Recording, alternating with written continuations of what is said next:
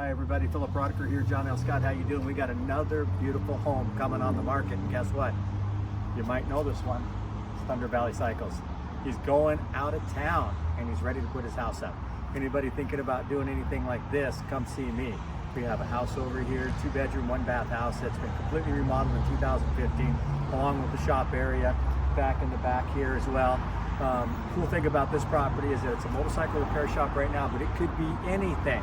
It could be extra storage. It could be storage for vehicles if you wanted to. It could be cars. It could be, use your imagination. That's all I got to say. Use your imagination. But you know what? Instead of me talking about this house all day long, how about you guys just come inside, take a look what we got here, here, and right back here.